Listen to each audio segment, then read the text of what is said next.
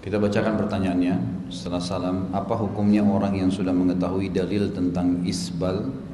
Jadi bapak ibu yang belum tahu masalah isbal, bagi laki-laki menutup mata kakinya dengan pakaian yang diulurkan dari atas. Tapi dia tidak mau menjalankannya dikarenakan dia berkeyakinan bahwa jika tidak sombong tidak apa-apa. Apakah isbal itu termasuk masalah furu'iyah? Jadi seperti saya bahasakan tadi teman-teman sekalian, kita harus kembali kepada para ulama. Ulama-ulama ini dimulai dari sahabat, tabi'in, tabi'in, semua kita kembali ke mereka. Hadis-hadis Nabi SAW seperti masalah isbal, masalah memelihara jenggot, itu memang sudah lama dari dulu zaman Nabi SAW sudah dipraktekkan, sudah diterapkan oleh para ulama. Tidak ada perselisihan dalam masalah itu.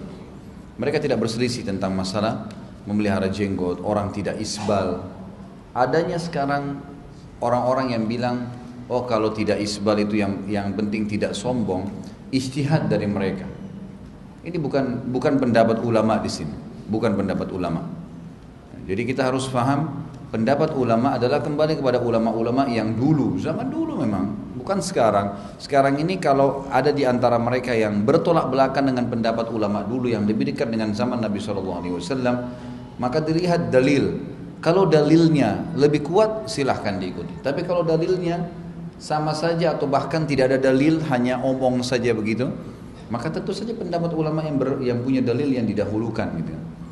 Khusus masalah isbal, saya tidak pernah menemukan ada satu pun perselisihan di antara sahabat, tabi'in, tabi'in tentang masalah isbal itu dibagi dua.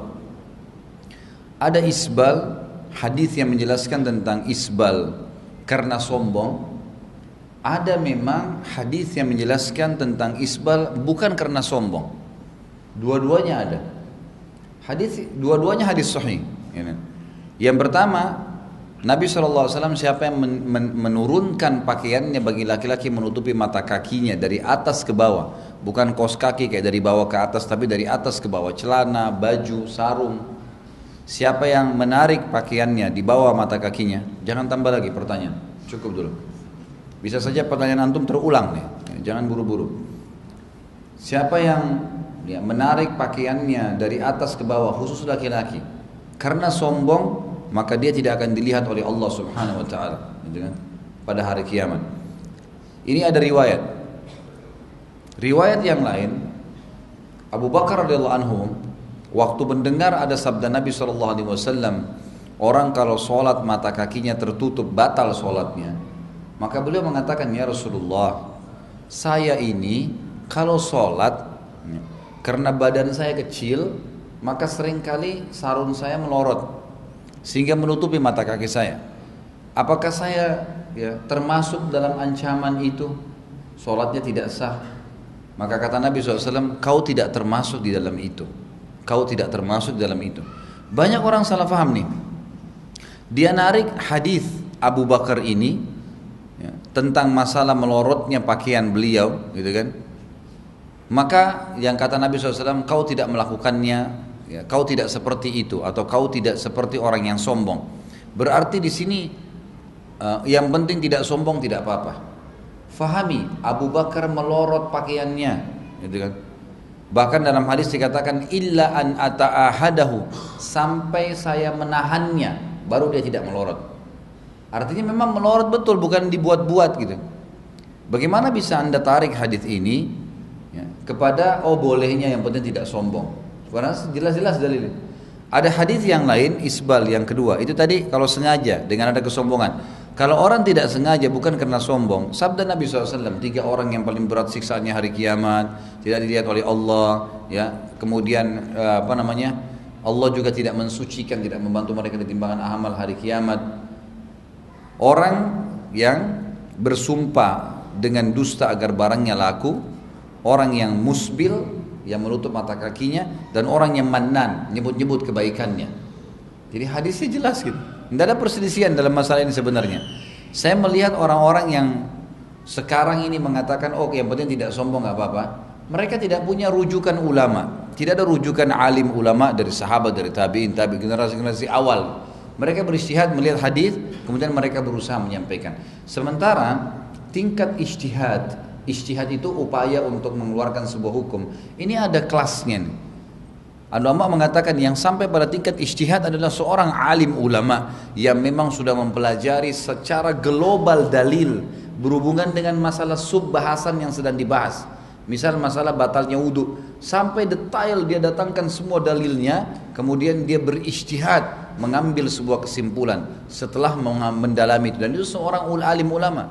Bukan umumnya kita, kalau kita ini baca buku saja kemudian ambil kesimpulan otodidak, itu berbahaya sekali.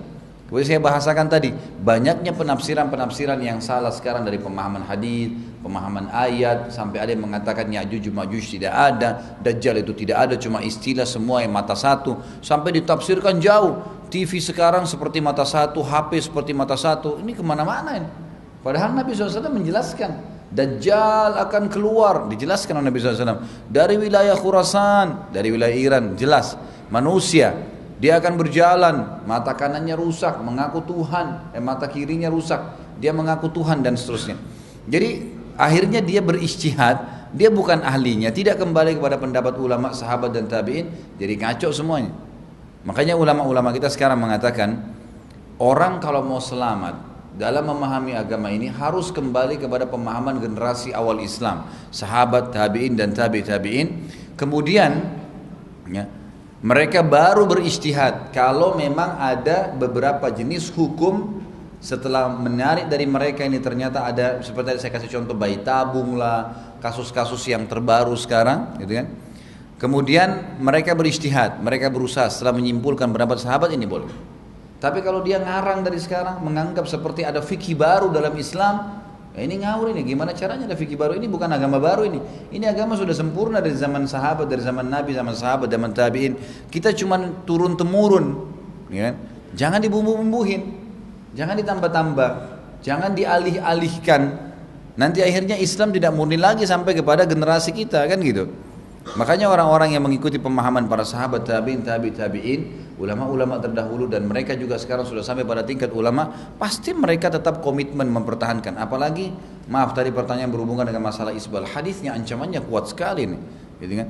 Bagaimana anda bisa menganggap remeh masalah ini? Mestinya kan harus, kalau kita belum bisa melakukannya, belajar, berdoa kepada Allah Subhanahu Wa Taala, bukan malah menyalahkan, apalagi sampai menolak atau mentakwilkan maknanya. Karena hadis yang nas itu ayat Al-Quran atau hadis Nabi SAW yang sudah jelas, nggak boleh lagi ditakwilkan. Tidak ada penaklukan, tidak ada interpretasinya, nggak butuh ditafsirkan, karena jelas.